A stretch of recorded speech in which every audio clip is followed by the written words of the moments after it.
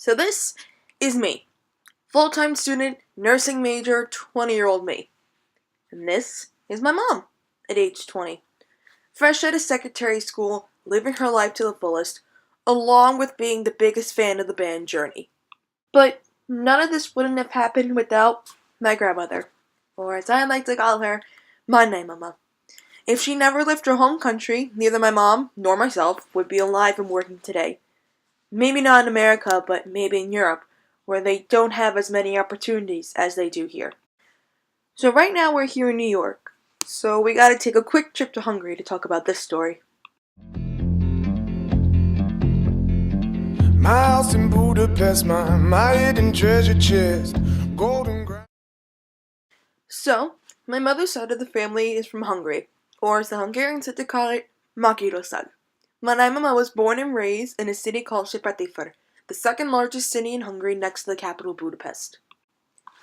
Hungary is a beautiful country that's filled with a lot of history, beautiful architecture, beautiful people, and some of the best food you will ever have in your entire life. But sadly, it wasn't like that 61 years ago. Not only did the Hungarians suffer their revolution, but they also went through the tragedies of World War II. Now, my town did not get that much damage like Budapest, but the one thing that was really tragic was my family looked like Jewish people. So every time they ran into a Nazi German soldier, or even a Hungarian soldier, they had to prove to them that they were of Christian descent. And even though my grandmother was only 6 years old when the war ended, she remembers the majority of her childhood hiding in bomb shelters and huddling under blankets for warmth with her sisters. So, just when they thought all of the fighting and all of the tragedy was over, the Cold War came around, and Hungary was one of the countries that suffered the most. And this was the actual cause of the Hungarian Revolution of 1956, and it was due to a lot of the political acts that the USSR placed on Hungary at the time. So the Cold War was a name that was given to the relationship that developed between America and the USSR after World War II. It was a clash of very different beliefs and ideologies, mainly capitalism versus communism. It was a powerful land, and that's when the Hungarian Revolution took place. The revolution really didn't last that long. It only went from October 23rd, 1956 to November 4th, 1956. In the beginning of the revolution, thousands of protesters took the streets demanding more democratic political systems and freedom from Soviet oppression. A lot of students and workers demanded free speech, the disbanding of secret police, and the withdrawal of Soviet troops. So in the response to the Hungarian people, the Communist Party appointed Irene Nagy as the new premier, and Nagy tried to restore the peace of the country, but eventually he revolted forward with the Soviets by taking this side, and he abolished the one-party rule, and he pretty much withdrew the Warsaw Pact, which was the Soviets' bloc equivalent of NATO. And in response to the actions of Nagy, the Hungarian people revolted. And one of the main things that showed their disapproval of how their country was running was the tearing down of the statue of Stalin. And it showed that the Hungarian people are done following the USSR and again wanted their own freedom. On the night of November 4th, 1956, Soviet tanks rolled into Budapest to crush once and for all this national uprising. So because of this, an estimate of 2,500 Hungarians died, and 2,000 more fled as refugees to different countries around the world. And that's where my mama comes in.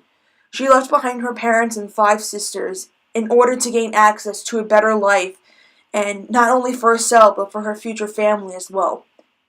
And along the way, she met a lot of people, and it's not my family, but she gained so much trust from them, and she gained knowledge from them. And because of that, they became her family. And they all grew up in the same neighborhood, and they all grew up around the same time. And America gave them a sense of hope that they knew they can take forward with them. So you're probably wondering what happened when my grandmother came to America. Well, she got married for starters, and then she had 2 kids. And obviously, one of those 2 kids was my mother. So my mom grew up in the United States, along with a very strong Hungarian culture, and she gained the education and the opportunities that both of my grandparents' hope, not just for her, but for both of her kids as well. And so eventually my mom grew up, and we both look back and we both thank my grandmother to the extreme. I thank my grandmother every day because if it weren't for her giving birth to my mom, she never would have grew up to meet my dad.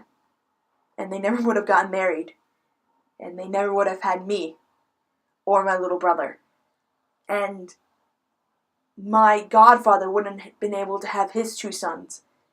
So my grandmother made a living not just for herself, but for her children and her grandchildren. And she's able to live to see them every single day with a smile on her face. And I have to thank my entire existence to her. Just like how my grandmother always told the story. She always said, Ishtenekt volent egi, tem samamram, escovetem a lepetit. And it pretty much means, in a rough translation, God had a plan for me, and so I followed in his footsteps.